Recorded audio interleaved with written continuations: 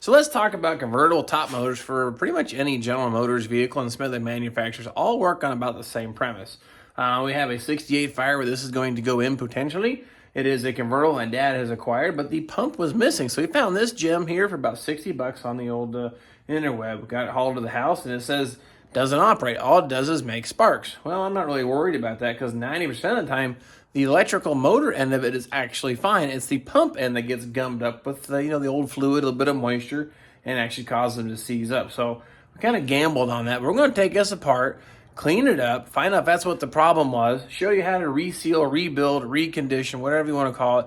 Get this thing where it's operational on the cheap, because there's a kit you can buy on the internet just the same, about 20 bucks. And it consists of just some O-rings in the feet and some other pieces. Pretty simple kit. So let's just say we got that for 60 bucks, 20 bucks there, $80 for an operational pump motor, and it's original General Motors. I think it's probably the way to go. And they'll probably freshen it up and clean it up and paint it too. But I think first things first, get this thing to work. Right, so we're working with a WD-40 recycled bottle. One size fits all wrench because there's the nut on the reservoir. I'll show you that in a minute, why we use something like this. Pick to dig the O-rings out. 7/16 socket to disassemble the pump head on this once we get into it. Reseal kit, got that from Firebird Central.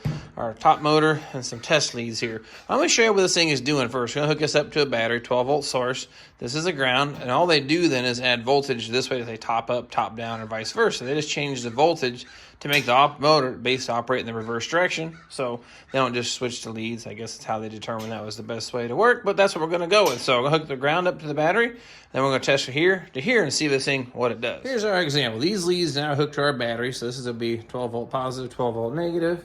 Again, clamp the ground onto here, and I should be able to touch it, and it should obviously make the motor run. All I get spark, spark, spark, spark. That thing ain't turning whatsoever. That is the concern. That was how it was sold. So it definitely was represented right on the internet. But that doesn't mean it's junk. I think these things new are $200, $300. I have no idea, but 60 bucks sounds a whole lot better to me. But the first step is going to be, we need to get into it. Now, basically got like the motor end and then the pump end. Do not remove these two bolts unless you have to. The reason I say that is the bolts come right out, take the motor right off. The brushes have no way to pin those off to keep them away from the armature for during reassembly. So it's a little fickle trick to get it all back together. It can be reassembled, but if you don't need to take this end off, do not mess with it. To reseal it and clean it up, there's no reason to either. So if we're going to start here at this end, take this here loose. And this is what I'm talking about. We need the weird vice grips. Look at that shape of that socket. I have no idea. So I'm just going to use these little snug on the end here and just pop it loose. It's not torqued real tight. This actually threads into aluminum, so you don't want to get carried away cranking it down anyway. And then with this off, this will expose our pump end here. All right. Now what we're going to look for is why it's seized up. Okay, this is actually kind of gross on the inside. I don't know if you can get that in the light, but this is going to need some definite cleanup before I reinstall it back on here. That confirms that we've got some old dried up cruddy fluid in here. This is where the fluid comes in and out here, and that should pivot back and forth like a little rocker arm. And that's all seized up, so I need to work on that too. But these 5 bolts are going to give us access to the actual pump. So take all these out right quick, and then that'll expose our pump. And the reason we're doing this, I know you can buy a new pump, but I like to buy the parts for the car, try to keep it original, and this is a whole lot cheaper. And here's the best thing about this car. I probably won't get to it for quite some time, so we have time to shop for the best deals, and we have a little bit of time to put them back together and save some money. So if we can get this motor fixed for this kind of money, we just save basically $190 towards the rest of the project. That helps out immensely when building a whole car. Now there's 2 check balls hiding under here. I can't remember which way we got to trip this motor. Okay, there we go. There's the check balls. So I'm going to hold on to these. The new kit actually comes with replacement ones, but sometimes they don't come with those. You need to clean these off and you can reuse them most of the time. Now here's our pump. Now as you can tell, we've got a little bit of rust going on in there. A little bit of crud. Now what's going on? That's supposed to rotate and spin. But I can tell you right now, that's definitely seized up. So let me get away. Let's see if I can get that gear out of here. Then we can turn the armature or the actual motor. And if the motor turns fine, our problem definitely isn't here. But I'm looking at this outer casing is aluminum. These are steel. They probably just kind of got seized up. You can tell it's been this way for quite some time. The passage lines up and hasn't rotated. So We'll get one of those big magnets here and see if I can't pull that gear out. All right, here's those ridiculously strong magnets. Kind of hoping that maybe that'll pull the pump apart or pull something out of here. Now, okay, that'll work. Now look at that. We've got that's some rust and crud built up on it. That's going to need to be cleaned off because that'll definitely jam up the works. Now the question becomes, does this spin inside? Yeah, nice and free. If I were to actually hook up the power to this, actually, we probably could. That motor is going to spin fine, that center shaft there. So we'll go ahead and hook up the ground. And I'll touch my other lead to either forward or reverse. And that thing's going to probably spin just fine. Yeah, look at that. And that's one way. There's the other way. Electric motor end is fine. No reason to take this apart. But we do need to find a way to get this gear out of here. I may go ahead and soak some WD-40 in that. Then I'll use my big magnet and keep twisting on it and see if I get the thing to break free. All right. Like I said, this is just basically your WD-40 here.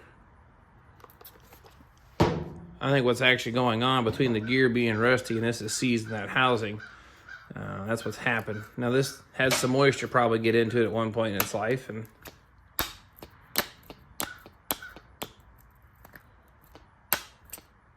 nope. Nope.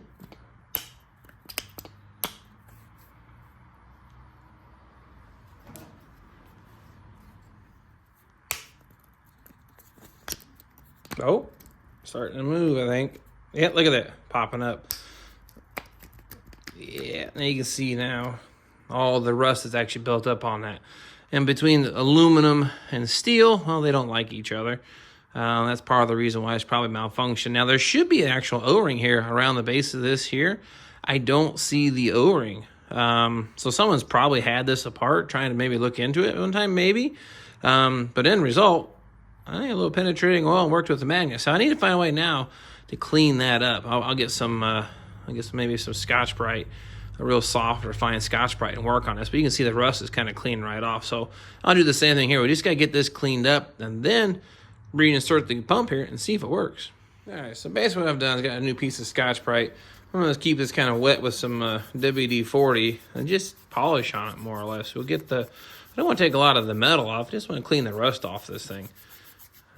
Hopefully this will work. Now, here's the idea here. Now, you're not going to be able to save every pump. You're not going to be able to save every motor.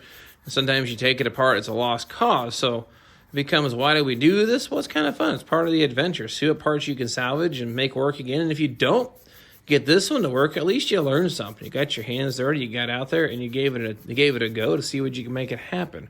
So that's what we're kind of doing here at this point. So there's a good chance, I'm pretty confident we're going to save this one. But if we didn't, not the end of the world. We learned something, and then we got our hands dirty, and we got to see if we could try to save a piece. So I'm going to keep working on all this and get it all cleaned up and do the same thing into the actual pump housing here and see if we can get that thing where it spins on its own. All right, there you go. Looks a whole lot better. Now look at that. No more rust building up on the inside of this. That looks a whole lot better. Now there's a bunch of material here from cleaning it off. You can see it build up. It's a little bit gritty. You need to do a really good job of flushing out. You can see this little C shape or smiley face there. This side here leads to this port, and then vice versa. That goes to that port. Need to flush all that junk out real good. Some maybe electrical cleaner, some not a super strong solvent, but we need to give us a good rinse, get all the grit and dirt out of it. And while you're cleaning it, go ahead and clean this groove here really good. That's where the seal goes for the reservoir itself. When you put this all back together, you don't want that leaking all over the inside of your car. So make sure you clean that groove really good just the same. So next thing for this, give it a rinse. And here's our gears here. They came out really nice. Same thing, they need to be rinsed off because you can see the sludgy buildup here, a little grit. But now I can actually rotate this thing. Look at it, I can actually get it to go round and round and round and round like it's supposed to. That's cleaned out. This is cleaned out, or at least all the rust is off it, all the old gummy fluids. So give this stuff a rinse. Put it in there. Let's see if it spins. Okay, so I want to do a little something here. Now, I'm not going to open the seal kit yet. We're going to make sure this works first. But drop this in. Orientation, there probably was a way that was in there. Probably would have been a bad idea to mark it, but I don't think it's going to matter a whole lot. But I'll release that outer piece. But look at this. Now I can probably get that thing to spin around. Yeah, by hand, effortlessly. So that should work. Now, this gear actually has a step in it. You'll see there's actually the oval shape, whatever there is, actually nice and round. This side is not. This side was up originally, so I'm going to reposition it that way. And push this down onto the motor shaft. And that should sit all nice and flat. Now, just for demonstration purposes, make sure this thing works, we're going to hook it back up to power and see if it goes round and round and round. So there we go. Hold it like so. Look at that. And we'll go the other direction. Okay, now we're going to do, I guess you'd say, final assembly. You need to take those back out. There's an O-ring that resides behind that seals the fluid out of the electrical end of the motor. So I'm going to go ahead and bust open the kit here and then start assembling. Okay, seal kit's open. Let's just start at this end here. This is a new plug for the reservoir. It goes in the backside of it there. These are the O-rings that go on the actual bolt that contains, I guess, locks the reservoir on. We'll get rid of that O-ring. Came with two big 3-inch seals that go around the reservoir. That's kind of cool. Pedestal feet there for the new pads there when we put it back into the car. Of course, brand new check balls, which is really cool. And this is the O-ring that goes around the armature shaft. And you also got O-rings that go in the seals here for the lines. You hook those back up. So that's kind of the rundown of the seal kit. So what we're going to do first, though, we need to put the armature seal back on. So just pull my gears back out the easy way here. And let's get that installed first. That just slides down here like so. Goes around the base of that. Here's a little pick. Push that into place. Like so. And then we'll just go ahead and reinstall these gears for the last time. Shouldn't have to take these back out at all. Again, orientation. The drive side was up, so we'll just follow suit and do that again. All right, now this side is all squared away and done. Now the thing about the next part, this is kind of like the face of the motor. Now our check balls are going to reside here and here. That little rocker shaft assembly needs to move like effortlessly, almost like you just tap it with your finger. If it's not moving really easy like this one here, I would suggest flushing with a bunch of penetrating oil or get it cleaned out. Normally it's just old gunk is built up in that, causing that to not work. What has to happen is when this thing kicks over, it unseats the check ball to keep the pressure working. So if the top is slow one direction, good chance this is binding up or your seats aren't clean. Now, another trick you could do, which I've never done, but I know you could, being this is aluminum, take your check ball and a punch, strike it once, it'll remake a new seat there in the aluminum face. So I'm going to go ahead and put it together without striking those, but if I have any issues, I might try that. But at this point, drop the check balls into place. And then we clock this where it lines up there with the check balls. And we'll put this end on here, and then we'll run the motor again, make sure it's going to work. So I'll go ahead and put the 5 bolts back in this. All right. Bolts are all back in. We're going to hook it up one last time here to make sure it's going to operate, because last thing I want to do is put it back together to not work, because we've had this thing apart. So, yep, and yep. So I think the next thing we're going to do is go ahead and install the reservoir onto this. Now what I've done, I sandblasted this thing out, cleaned it up really nice. That big 3-inch O-ring just resides right here on the pump housing itself. And then put that into place. Now this goes on. Now there's an orientation here. Line up all your feet on the reservoir with the other ones there. And that's how you put that back on. We got the new O-ring here on the back side of that. I'll put this through here like so. I'll snug that up. Now this is not going to go back into the car for quite some time, but I wanted to say at least the insides are all good. I'll polish up the outside, make it look more better. All right, last little tip I'm going to give you before we call it good on this motor is the fill port here, the reservoir. It comes with a new plug. They can be kind of a bear to put in. You try to keep pushing it, and it just wants to bunch up. Well, it's really kind of simple, but find an outer wrench that just fits a little bit loose, not real tight. Then you just take that bad boy, and you can push that cap right in effortlessly. So that's my last little tip I'm going to give you as for putting these things back together. Hey, so there you have it. How we rescued or saved another power top motor. Right there. This might have been the one maybe in your car. You didn't have to buy one. It wasn't working. This is how you can take it apart. Here's how you can check it. Here's how you make it work again.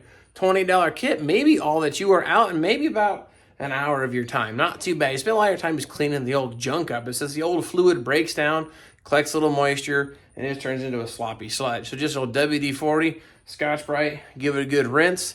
Then oil. I oiled all the parts. I don't think I mentioned it in the video, so I wanted to stress that. Keep everything lubricated, probably with some lithium or maybe some Vaseline, or like I did in this case here, a bunch of WD-40. Now, WD-40 isn't going to last forever, but it's going to work for me to at least put this thing on the shelf. And when you fill the reservoir up with, I use transmission fluid, shouldn't have any more issues whatsoever. So at this point now, we have saved the motor.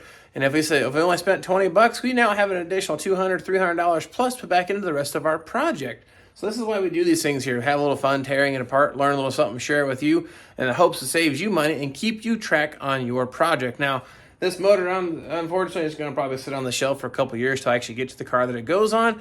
We spent 60 bucks on it. I just couldn't wait to determine whether I could salvage it or not. So far, I have yet to have an electrical end of these motors be bad. It's always the pump to check balls or seal issue is why they don't work. I've never had the armature end mess up on it. But if you have to get into that might be a video for a different day. Getting those little brushes put back into place so you can get the armature back in is a pain in the butt. It can be done, but it doesn't have the cool pins that you can put like you do like building an alternator. You can actually lock off the brushes. So nonetheless, hope you found this stuff useful. Tips, tricks, whatever you want to call them, or at least you see what's going on the inside of those things and make yours work again for 20 bucks was the idea here. So this one's going to live another day in a car and get another bird back on the road.